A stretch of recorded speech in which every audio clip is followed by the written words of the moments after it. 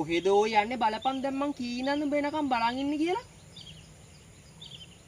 අඩෝ බයික් එක ගන්නා බං පයිම බඩ ගන්න උනා. හරි බා ඒක අවුලක් නෑ බං.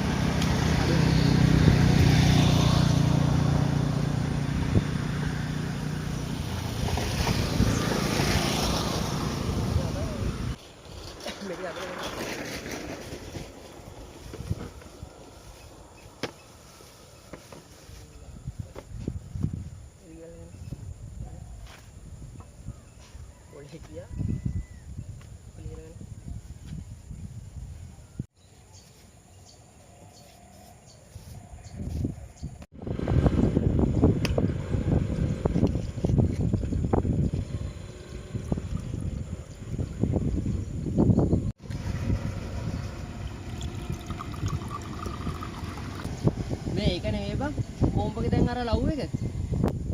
ඒක නම් දැන් නෑ ඔයි. හැබැයි එකක් නම් මම ටෝක් කරගෙන යනවා. කෙල්ලෝ නම් මචං සබම් පෙනා වගේ. මේ ඉන්නෝ මේ යනවා. ඕවා හිතන්න එපා බං.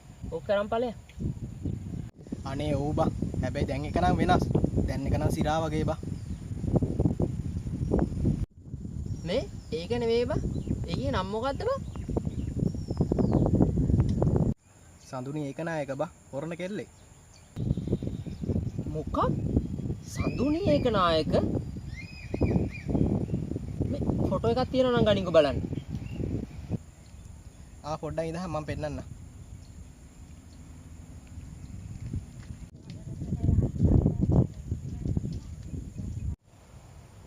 අඩෝ සඳුනි යකෝ මේ මගේ අවුරුදු 4ක ලව් එක.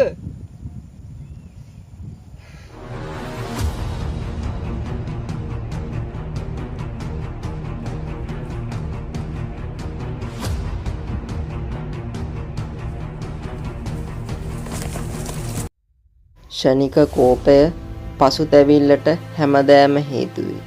ගෑනු සහ බේබදුකම එකතු වූ තැන ලොකු විනාශයක් සිද්ධ වෙන්න පුළුවන් කියලා ඔයාලට මේ කතාවෙන් මනාව පැහැදිලි වෙනවා.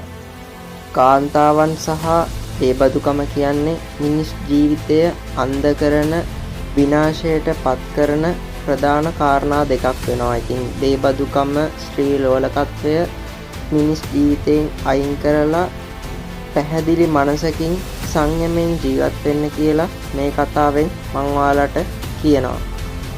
මොකද අන් කිසිම දෙයකටත් වඩා අපි මේ ලැබපු උතුම් මනුෂ්‍ය ජීවිතේ වටිනවා. ඉතින් ඒක සාර්ථක කරගන්න හැමෝටම ශක්තිය, ධෛර්ය, වාසනාව ලැබෙන්න කියලා මං හදවතින්ම ප්‍රාර්ථනා කරනවා. එහෙනම් සියලු දෙනාටම ජය වේවා.